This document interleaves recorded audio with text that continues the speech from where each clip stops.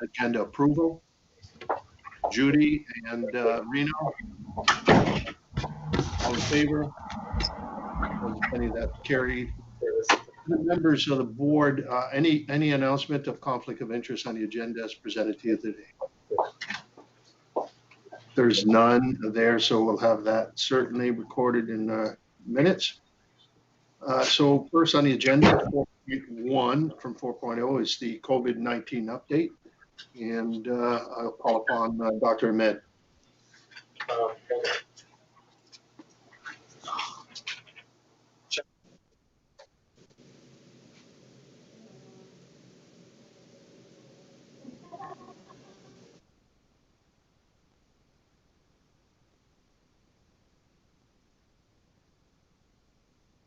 No, we can't hear.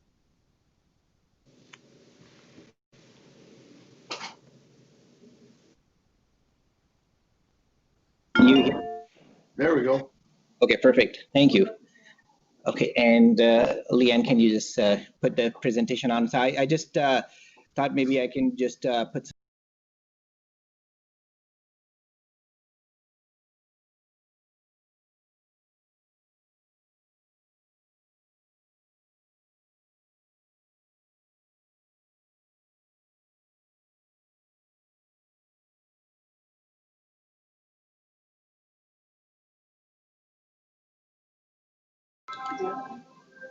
Okay, you know what? Forget about the sharing.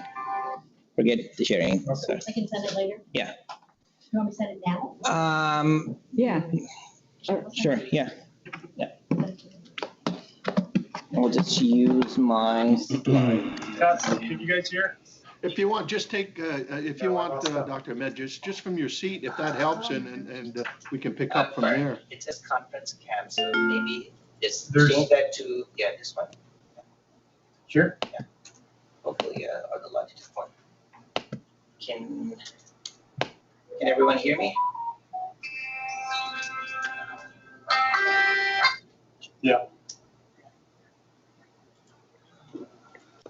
You can hear him? Can you hear him right now? Talking at once, so. Yeah, no, I Yep. think, He can hear yeah, you. they can, No, we you can hear can't me? hear everybody else at the moment, but go ahead, watch, go through it with your. okay. No, Gary's saying. No. he can hear you. No, Gary's not hearing. Mhm.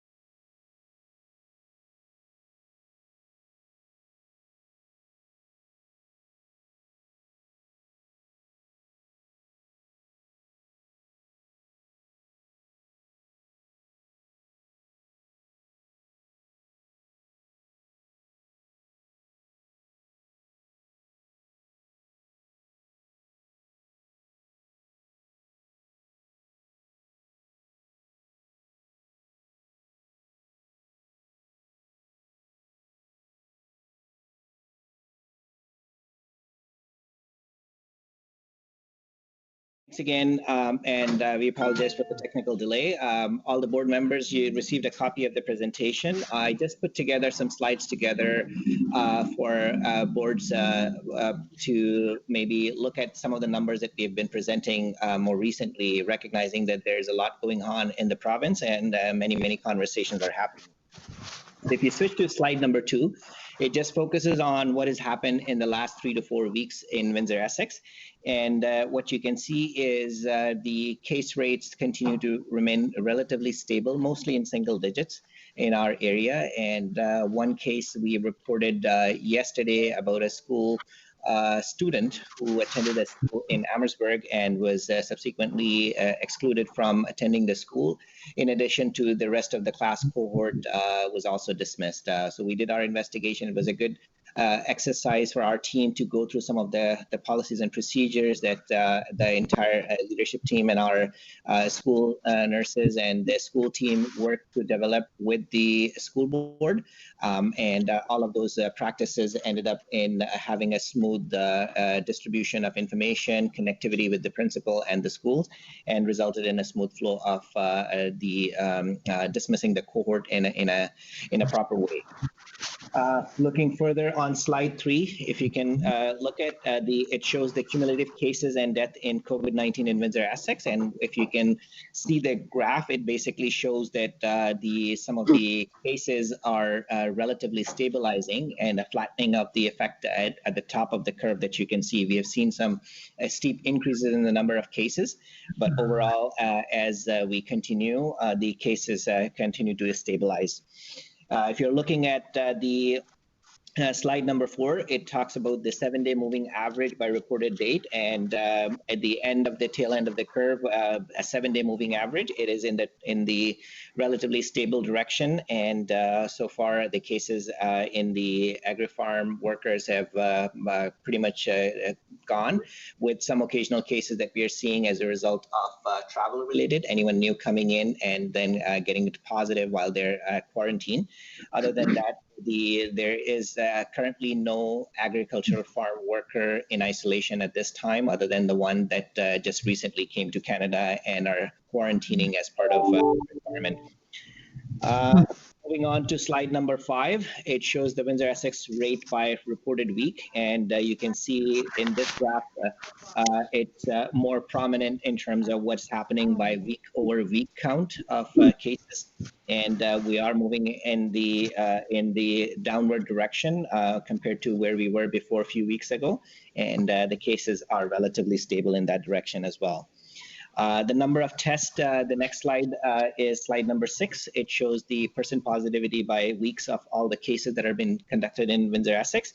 And we can see that every week there's roughly around 5,000 to 6,000 tests being done across the region. And the percent positivity rate continues to stay relatively low compared to the some of the previous time, and the percent positivity was relatively high. Slide number 7 talks about the regional and provincial rate. We continue to have higher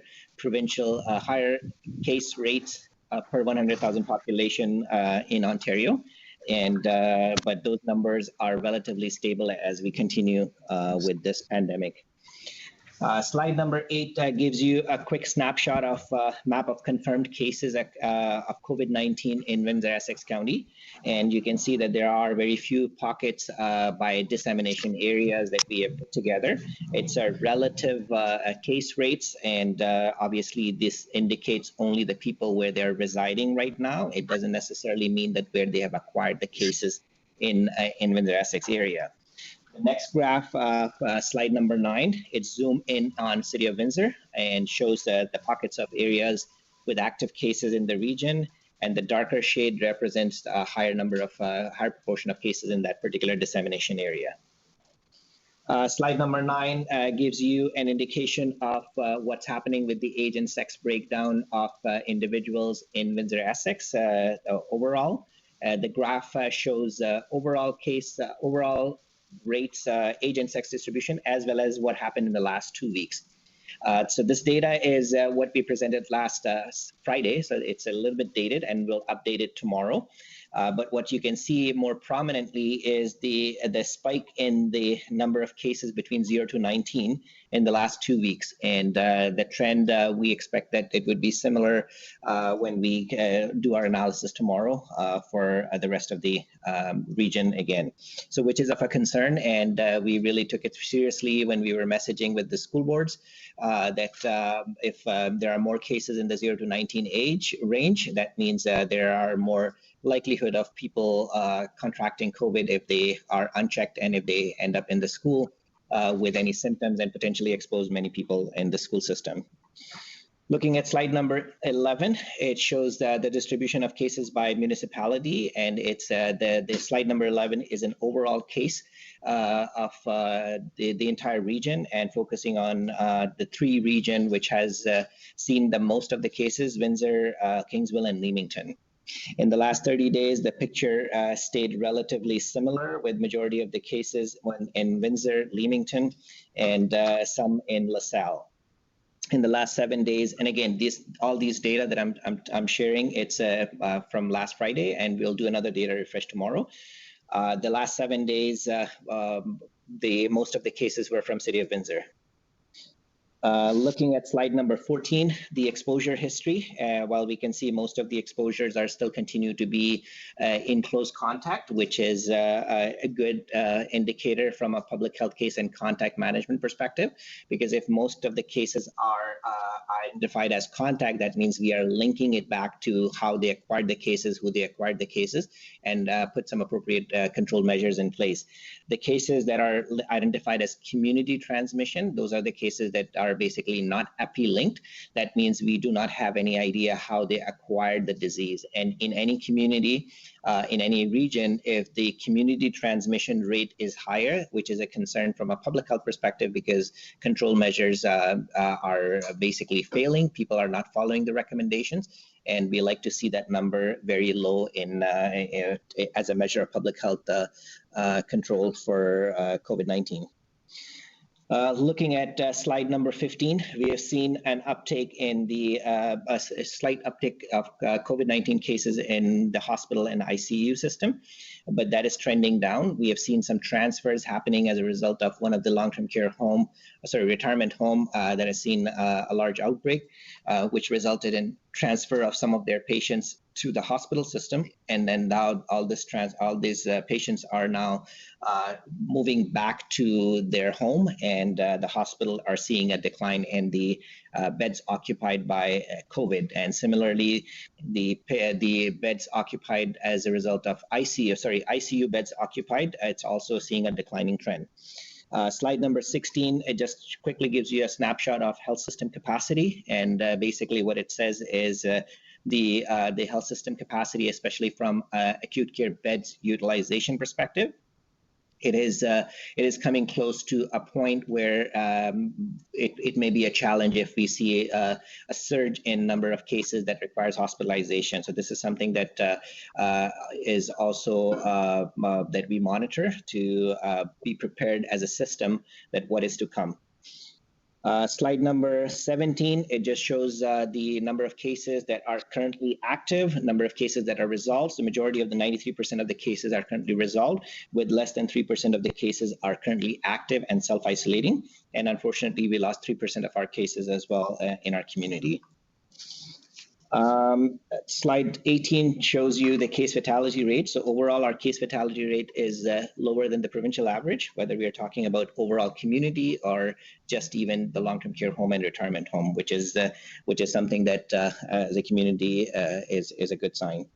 So in summary, what we are seeing in the last couple of weeks and for almost a month, that the case counts are relatively stable, mostly in single digits. And despite the increase in number of cases in some of the hotspots in Toronto, Ottawa, and some of the regions in GTA, while we are still seeing a stable number of cases in our region. The primary source of exposure in our community continues to be close contact.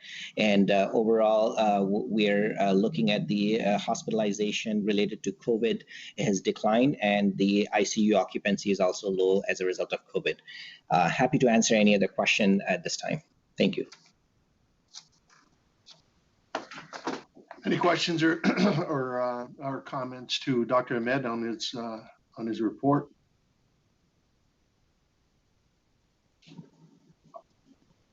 I just want to add, Dr. Ahmed, too, is I'd like to send a shout out to our epi department, the epidemiology group, and in terms of the grafting and the mapping, they've done an excellent job. And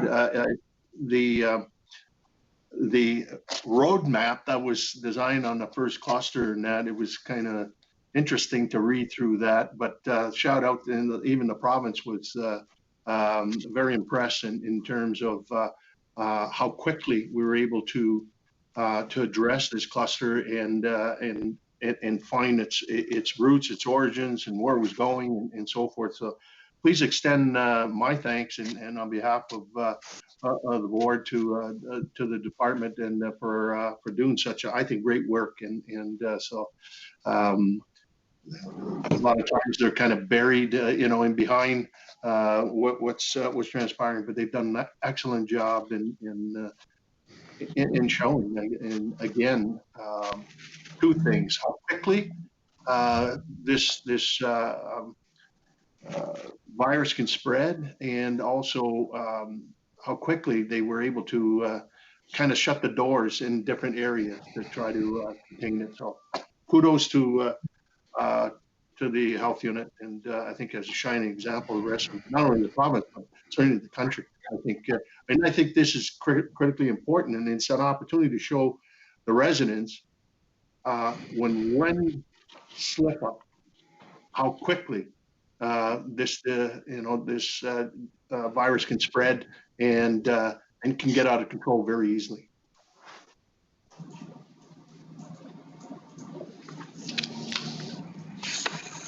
So if there's no further questions or comments, members of the board, could I have a motion to receive the report that's delivered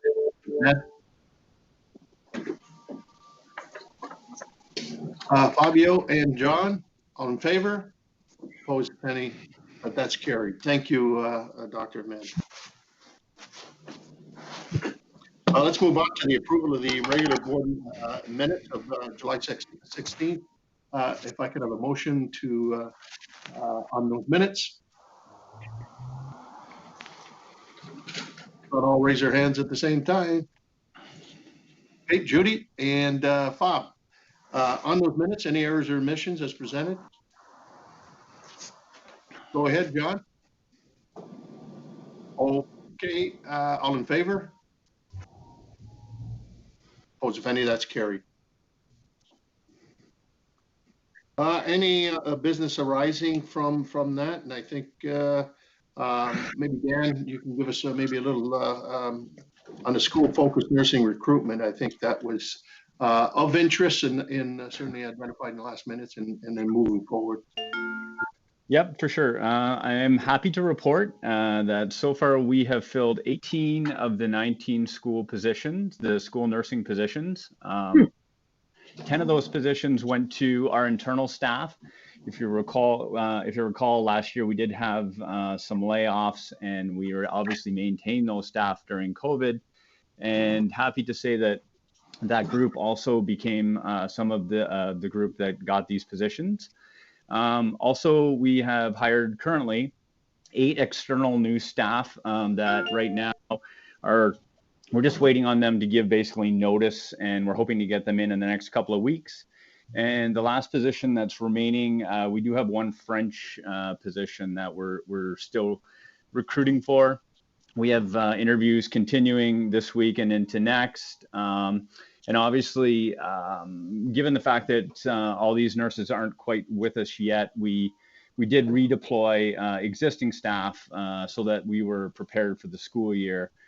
So basically, we have the nursing positions are filled right now, and then within 2 weeks we should have everything completely filled and hopefully bodies in the door. So good news on that, and I too want to give a shout out to my HR team who has been working tirelessly to fill these positions as quick as possible. So any questions?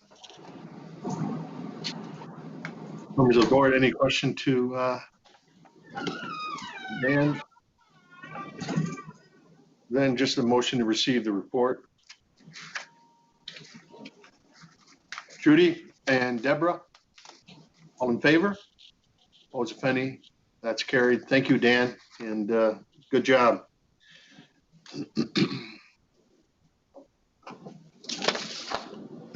On the consent agenda, we have an information report, and that's basically the July-August communication recap and to follow. And you've received that obviously in your package. And so, if I get a motion on the consent agenda, Reno and Rita, Judy, and Reno, you want to speak on it? You missed an agenda item. Sorry. Barry.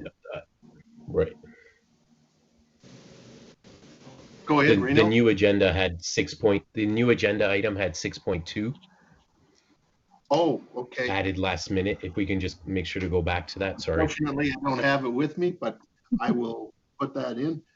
And we'll just deal with the information piece and I'll go back to 6.2. And Okay, all in while we favor? do that, sorry, while we do that, I had a question on the minutes. So just when you're done 6.2, could I ask just a quick question on the previous minutes? Okay, I'll do that. Let's get rid of the 7.1 and it's duly moved and supported. All in favor? Was it any that's carried? You had a question on the minutes, sorry, Judy. I did not see that, but it's a little difficult because the screen just jumps around and sometimes you get buried there. But go ahead. Yeah, no problem. Thanks. Just following up from what Tracy had raised with regard to the beaches, and I'm just wondered, in the minutes it said that we're one of the few health units that actually does the beach and the water testing. What do most health units do? Just thinking ahead to next year. I mean, I just don't want to lose this point. We don't know what will be happening. It was something that we had a fair amount of discussion on. So I just wondered, when we say we're one of the few health units that are doing the water testing, what do the other health units do? Who are they using? Do you want me to answer? I don't know what did Teresa? Yeah, so we did address that for like some of the health units are looking to basically do a risk assessment, and many don't monitor their beaches, and basically the municipality do that for them. And the ones that are not doing this year, they are looking to contract it out, and I think that's some of them did that, and are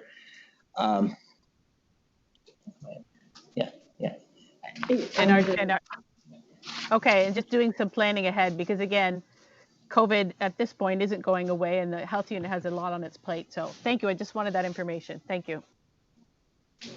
Okay, thank you. 6.2.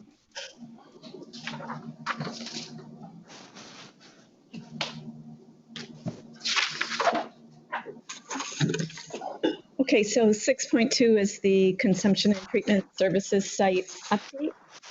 So I just prepared a couple little notes. So the health unit continues to work with a dedicated stakeholder group on the application submission for the consumption and treatment services site in Windsor.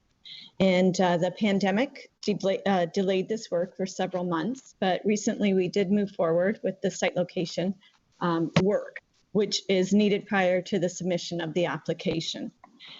So criteria was selected for the site, and it was based on requirements needed for the Health Canada application and also the Ministry of Health application. We did send out a request for expression of interest to interested landlords and property owners for a proposed CTS site. This went out in late August, and we did not have any interest. So we reposted the information to the same site, and also did a media release at that time. And we extended the timeline to September 4th. So we held an information session, and again, this application process did not generate any interest from a landlord. So we have contacted our legal to provide guidance for us on next steps, and we'll be reconvening our stakeholder group to determine how to proceed. The the site selection, as we've indicated, is important to move forward, and there's a lot of work regarding inspections pertaining to the site, an assessment report, a risk assessment, consultation with the public, extensive community engagement, and then also needing further approval by our board and by the municipality regarding the location.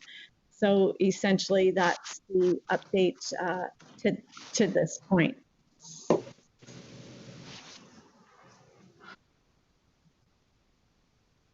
Okay, any questions? Go ahead, Reno. Thank you. So I just, obviously you haven't had any, but I'm assuming that there, at some point we will have to work with a proponent for a location.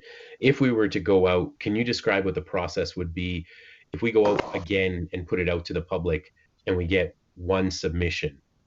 And as far as technical specs, as far as size and everything meets the requirement, would we most likely proceed with that? What consideration is given to the actual location as far as, does it abut residential? Is it, all the other sort of secondary and tertiary impacts? What level of consideration is given for those items? So there are mandatory requirements that are a set criteria. So if the site passed all of that, we would work with our police partners to do their safety and security assessment, our inspection department to do their inspection as well, and would be brought to our stakeholder committee group to review everything. And based on that, we would be, proposing whether that's an acceptable site or if it meets the criteria that are laid out. There are quite a few mandatory requirements, both by the ministry and Health Canada.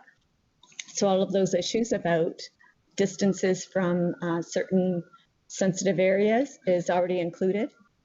So it's very important to have the right site before we'd even move it forward to community consultation.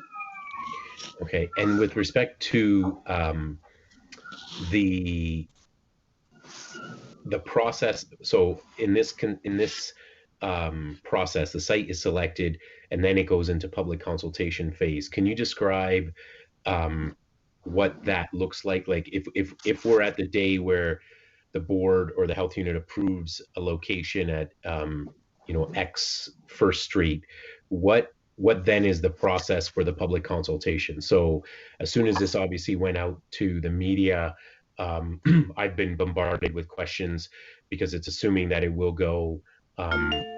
We've already established that we were looking into downtown core for it. So I have a lot of residents that are acutely aware of the issue and want to participate in the public consultation, but they don't fully understand what that process looks like. Can you describe, once we have a location of XYZ First Street, then what does the public consultation process look like? Well, we were hoping to have a couple locations that actually met all of the criteria, and the consultations would occur prior to it going to the board or the municipality for approval. So the consultations are actually, prior to the confirmation of the site selection. It's really, bringing forward sites that meet the criteria, that are, serious sites that we believe as our committee as well, that have, through an evaluation committee, that have met all of the necessary criteria. Those sites would be brought forward, 2 or 3 sites we were hoping for, and having extensive community consultation.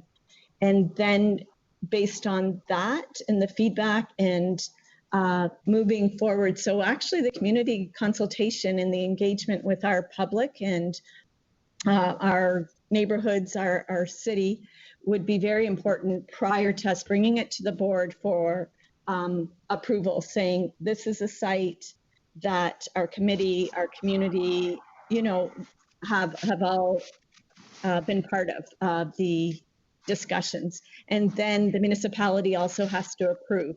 So the community engagement piece is very critical. It's not moving forward in a confirmed state to the community saying, oh, this is what we chose for you. That's not going to be the process. The process is these are potential sites that meet the criteria that we also agree would be appropriate. They're in a location that meets the needs of people that would use this service, and all the other pieces. As well, the site plan it makes sense, and it's enough space and all of those other mandatory requirements. So the public would have a say and their concerns prior to it being confirmed. Okay, and you mentioned that it would then eventually, so once you went to the public consultation, then it would go to the board, and then it would go to the municipality. Does the municipality have the ability, like, I'll call it a veto power? I mean, could this be turned down, so to speak, or is it more so simply for endorsement? So in the Health Protection and Promotion Act, the municipality has to approve this. Okay, and that's through an order of, like, through a motion of council. If that's the process, yes. Okay. Okay, and just circling back to the public consultation portion, have you outlined or sort of charted out what that will look like, especially because of all the challenges, obviously, so it won't be in person and it won't be easy to just convene a meeting. Have you considered sort of how many meetings and making sure that obviously it's well publicized and we get enough people on those calls, or potentially having multiple calls so that we can actually hear from the residents as opposed to it being a one-way meeting on a Zoom? Have we considered what those and how many of those meetings will be had? So right now we're a little behind because we don't have any potential sites, but all of that was in the planning stages. We do have someone dedicated to the application process, and we have other people internally working on this. And part of the in the Gantt chart dictating all of the timelines, there was, I believe I saw like 5 or 6 opportunities for engagement, but it'd be, of course, it has changed based on the pandemic and not having gatherings in person, but some online surveys, the ability to engage with some interactive discussions like this. And there was a talk of a town hall, however that would look, but we do recognize in our committee, our stakeholder committee also agrees that we need to make sure it's inclusive of everybody that wants to have a voice, and not just even people in the area or businesses in that area, but if it is in the Windsor, that it's why like anyone that has an opinion and has the concerns, that they can also be be participating in this process. Right. Okay. And one last question: has there been any, because you've received no sites or interest from the expression of interest, has there been any discussions about having conversations with the municipalities, other agencies, potential partners to locate either in municipal areas or other agency areas, and insofar as working with other potential partners as opposed to waiting for private landlords to offer up space? So we did consult with our legal about this because we wanted to make sure that the process was transparent and adhered to any public protocol or disclosure. And based on that feedback, we'll reconvene our stakeholder group again and move forward. And we expect that the next step may be to reach out to potential people, potential partners. Okay, great. Thank you very much. All right, thanks. Thank you, Teresa and Reno. And we'll move on now. We've done the consent agenda piece. There's no recommendation reports to deal with or board correspondence, but we'll move on to new business. We've got 9.2 1, which is the WECHU 2021 public health funding, and I believe Teresa and Lori, I think you're on this. So I'll start, and then Lori will add the financial piece to it. So we received our public health funding and accountability agreement for 2021, that funding year, on August 21st, which provided our approved base funding and one-time funding approvals. This includes the changes to the provincial and municipal cost-sharing agreement, which was effective January 1st, 2020, the one-time mitigation funding, and funding for public health programs and services. And I'll provide an overview of our one-time funding approvals, which actually included an ask for a public health inspector practicum program. $10,000 was approved. Seasonal fund contact tracing, which was under our tuberculosis program. In the meeting, all of a sudden moved all sound there. No. Where we provided on-site contact tracing and screening at a farm, and it involved translation services and our staffing.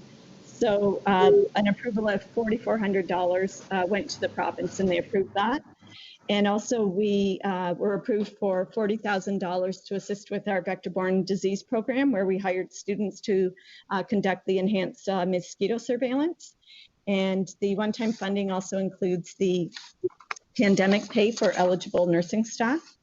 In addition, we received an amended agreement by the province, which was related to the 19 school-focused nurses, which were allocated to our to support the reopening of schools. And the funding for this initiative was from August 2020 to March 31st, 2021, and also April 2021 to March 31st, 2022. And we received funding as well to support the new public health case and contact management. Can you hear nothing? Through CCM, through the province. You can't hear nothing. No. Lost all sound. Yeah. Well, I'm getting right out of it. And so now Lori to provide an overview of the base budget for our health. Frustrating. We can hear you, Larry, loud and clear. I think your camera's off.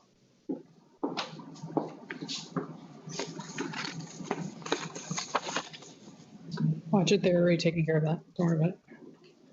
All right, good afternoon, everyone. As Teresa indicated, we received our funding approval on August 21st, quite literally 15 minutes after I walked out of the building that day. The base funding approval for our mandatory programs for the January through to December 2020 fiscal year is $15,981,600. In addition, we received just under $1.7 million for our Ontario Seniors Dental Program. And as you recall, that's one of the only programs that remains 100% funded by the ministry at this time. In regards to the one-time business cases funded at a rate of 100%, our total approval is $2,791,400. And Teresa did touch upon a number of them. I'm going to speak about the two larger ones. We received mitigation funding for the January through to December timeframe for 2020 and for 2021.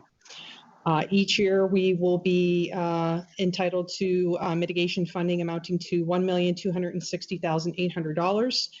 And it is for our use to offset the increased cost of public health programs to the municipalities as a result of the change of the funding arrangement from what was 75-25 to now the 70-30. This mitigation funding is approximates what we had estimated in our 2020 budget as we are arriving at our budget figures. In addition, the COVID-19 School-Focused Nurses Initiative, we received a multi-year approval for that as well. This initiative is to fund the 19 nurses we have supporting the schools within Windsor and Essex County. For the period August 1st, 2020 to March 31, 2021, we've received $1,273,000 to fund those nursing complements, and it's strictly salaries and benefits. For the period April 1, 2021 to July 31st, 2021, we're receiving $627,000 to fund their salaries and benefits for that period of time. Our intention, as we've had a number of reporting requirements to the ministry, one of which I'm going to speak about next, which is the COVID expenses. What we're going to be doing is for the October board meeting, we'll be presenting the Q3 financial report. That'll provide a summation of where we believe we're going to be at for the 2020 year. And in addition, we'll give a preview of how we see the monies associated with the school nurses initiative and such being spent for the balance of the fiscal year. So if anyone has any questions, I'm happy to address them. Okay, thank you very much, Lori. Any questions or comments? Okay,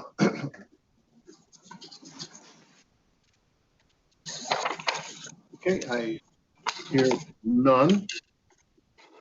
Then a motion to receive the report presented by Teresa and Lori. Moved by Judy, supported by Reno. All in favor? If any, that is carried. Thank you. Thank you, Teresa and Lori. Now the 9.2 extraordinary cost reimbursement process. Lori? So many of you recall in the early times of the pandemic, the ministry did announce that there would be funding to help support public health units as they respond to the to COVID within their respective communities. On August 21st, the ministry also put forward the request for reimbursement of one-time extraordinary costs to all the public health units, and our deadline for submission is tomorrow. The submission timeframe relates to January through to December of 2020. It includes not only the actual costs incurred today, but also a forecast of costs that we anticipate for the end of the year. We've taken a very conservative approach in doing this forecast, recognizing that there are so many variables right now that are just well beyond our control. Schools being introduced, changes in reopening and such. So again, we did so very conservatively.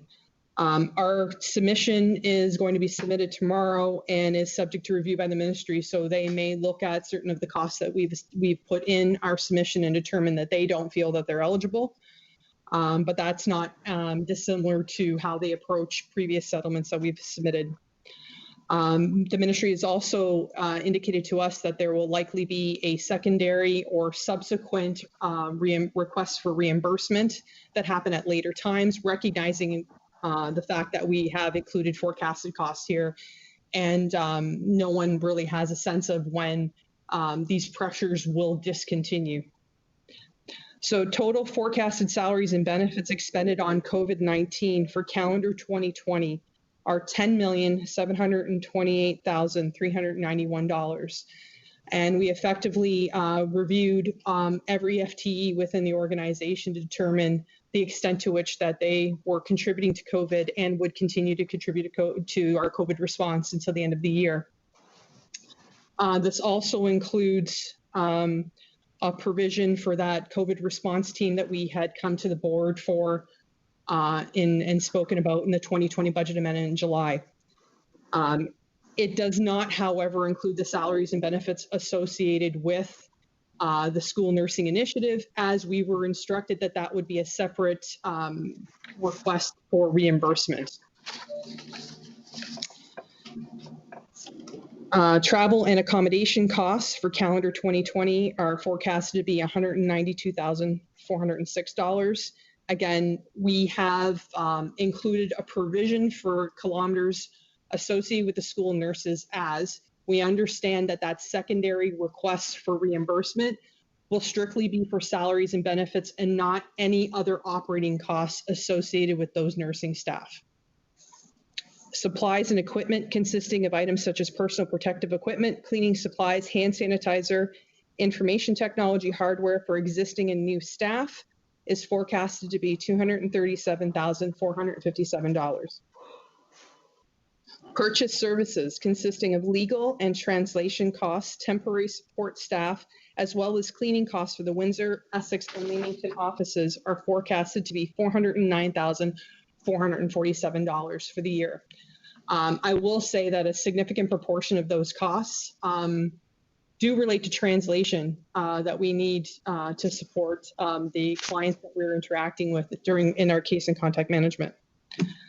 Communications costs consisting of communication and awareness that occurred during lockdown and throughout the phases of reopening. Signage, floor decals, window clings to support municipalities, small businesses, and schools are forecasted to be $67,969. Other operating costs for the random testing performed in the May-June timeframe. Police support, licensing costs for new and existing staff are forecasted to be $104,958. A total of $11,700,000. The conference is now secured. $628 is forecasted to be spent on our response to COVID for the 2020 timeframe. The ministry asked for further details as what we thought our estimation would be in regards to case and contact management. So effectively, The conference is now in an unsecured mode. Effectively is a subset of the total costs. We have estimated that our case and contact management costs are $5,668,463. So the ministry also asked us to analyze what we thought we could cover through our budget, our existing budget allotment, and what would be requested of in additional augmented funding. We are requesting reimbursement at this time of $2,914,161. Any questions? So could you just repeat the last number in terms of the reconciliation on that? It was a 2.9? Yes, 2.9 we've requested. Recognizing again, there are a number of estimates included in that number. So that number will change as time progresses, as we see the impacts of the schools being in play and such. Okay, yeah. Yeah, and I think that's critical because we don't know what the end game is. And so this is probably the closest estimate of requirement. So I will note, Gary, is that we indicated in our assumptions our rationales behind how we approached our analyses. A lot of the salary forecasts were done looking at the August numbers and projecting outward. Even though we're changing some of our hours of operation, we still stayed with what we saw as the higher overtime amounts and such projecting out, because again, we have 163 schools that are now fully operational, and we still have all the dynamics of being a border community, having cross-border workers, having the seasonal workers, having the farms and such. So we're still having to deal with all of that on top of the fact that the schools are in. So again, we've taken what I feel is a very conservative approach in this request, recognizing that it will. I'm hoping that it is lower, but I don't have that. Any further questions? Yes, Marino. Thank you. Just because I'm sorry, some of the questions might just be because I don't have the numbers in front of me, but so to clarify, the school nurses, is that not flow through dollars that is going to the school board first and then to us, or is that coming directly to us in a separate tranche? We are receiving a separate funding envelope associated with the school nurses. Now, the funding envelope that we're receiving separate and apart from is strictly for salaries and benefits associated with those nurses. So in the event that those nurses incur any other operating costs, and mileage being the biggest of those costs, as well as their equipment setup, those were actually formed part of this request here as per the direction of the ministry. Okay. And so, and now as well, if we go backwards, you know, you mentioned like the biggest numbers, obviously salaries, benefits, overtime work. Does that include everything, including senior leadership and positions that are salaried positions, keeping in mind that some of the senior leadership hasn't had a day off in 5 months or 6 months and unable to take vacation? Are you including a bucket in this request for that? Yes, there is a provision for vacations that have not been taken by the senior leadership team. There was a line-by-line analysis of all of the staff within the health unit to understand what, if anything, that they've contributed to our COVID response. So we did a very detailed review of all individuals. Sorry, it just broke up there. So when you did the review, was that, I mean, was there a discussion with senior leadership and was it signed off on? Because I assume, you know, obviously like the nurses and things have the unions that are looking at their overtime and things like that. But when we're looking at senior leaderships across the organization that, again, haven't had time off, and aside from not being able to take vacation, they're probably working at a, you know, 15, 20, 30% ratio higher than the hours that they're getting paid for. Was that considered as well? So we had put in a provision for vacations not taken. There was no augment in terms of the number of hours the senior leadership team has worked and continues to work in this analyses. Their base salaries were in effect just placed in here. And in terms of my discussions were with Teresa, and we did review. We talked through the senior leadership piece.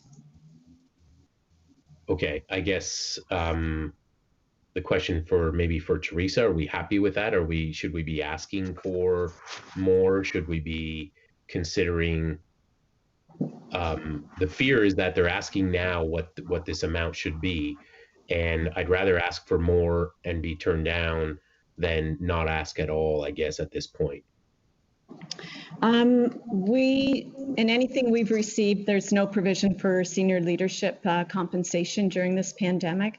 It would probably fall on the municipalities.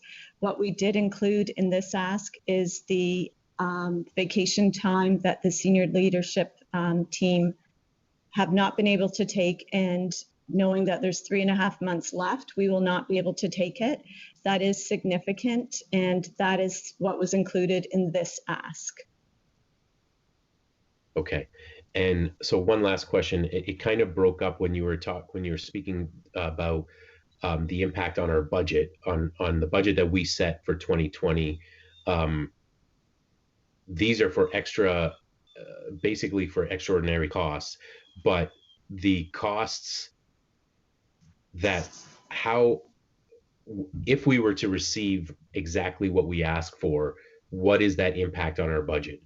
And does that mean that we then can balance the budget for 2020 because of these grants? Oh, if the extraordinary costs for COVID are achieved or provided to us, everything we've submitted? Yes. Is that the question? Yeah, so if we submitted, yes? Yeah. But we are submitting right now close to $3 million.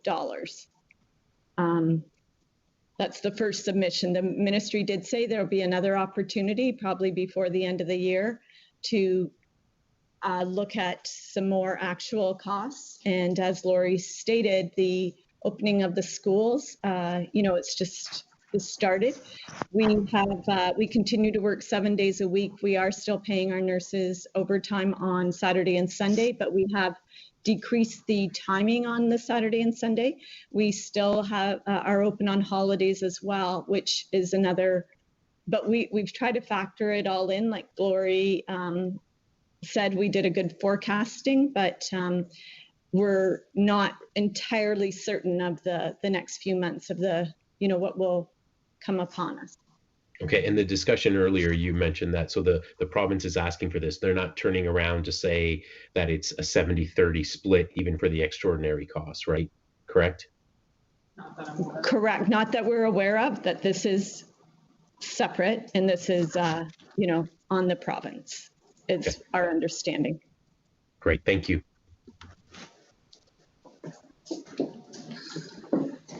Okay, any further questions to Laurie on item 9.2? If not, a motion to report. Joe Rigetti and John Scott. All in favor? Opposed, any? That carries. Thank Dr. Ahmed, 9.3, request from Ontario Health Team. If you can address that to the board. Yes, thank you, Gary. As many of you are aware that the province through Ontario Health is creating Ontario Health Teams to provide patient-centered care in various regions of the province of Ontario. Ontario Health Teams are basically a group of healthcare providers and organizations that are clinically and fiscally accountable for delivering a full and coordinated continuum of care to a defined geographic population. The expectation is that the Ontario Health Teams will enable patients, families, community agencies, and healthcare No, providers that's not for you. No, get sick. to work together in a new way. Over time, it is expected that Ontario Health Teams will develop innovative, locally driven solutions to meet the healthcare needs of their population. Ontario Health Teams are being introduced as a new way of organizing and delivering care. Public Health supported the local collaborative work to create Windsor-Essex Ontario Health Team. And as the next stage of Ontario Health Team development, a full application for Ontario Health is currently being submitted. In the application, the Ontario Health Team has identified a priority population to work with individuals with chronic disease living in congregate setting. There are 155 congregate living setting in our region, and the team is planning to prioritize target implementation based on the risk to these settings. One of the approaches that they might be using is to look at the EMS data and identify 10 top congregate living facilities in our region that received the bulk of the phone calls and EMS calls in the past 12 months. The Ontario Health Team is leveraging the existing relationship and partnership developed for COVID response in the region and looking at the IMS structure that is created and implemented by Ontario Health. At present, the Ontario Health Team is comprised of over 45 local healthcare programs and service providers, including 3 hospitals, primary care and community support providers, public health, municipalities, mental health and addiction agencies, long-term care, and other social service providers in Windsor-Essex. Windsor-Essex Ontario Health Team is requesting the partner agencies, like us, Public Health, to submit a letter of support and also a sign-off from our board. Public Health is in support of the Windsor-Essex Ontario Health Team, but we also recognize that public health governance and accountability is very different and is governed under Health Promotion and Protection Act, and our accountability is to our board. We are recommending that we sign off on the letter of support as the Medical Officer of Health and Teresa as the CEO of the health unit, and we will continue to support the collaborative work with Ontario Health Team. And due to our mandate and accountability, we don't think that we need a formal board sign off, and we are looking for your direction and support. Thank you. And on that, I would certainly recommend the actions that Dr. Ahmed has brought forward as well. And I think in keeping members of the board as well is that the rationalization is still in the works, and in terms of what public health and certainly EMS services and all of that is going to be at the end of the day. But I would support the recommendation that Dr. Ahmed brought forward to us.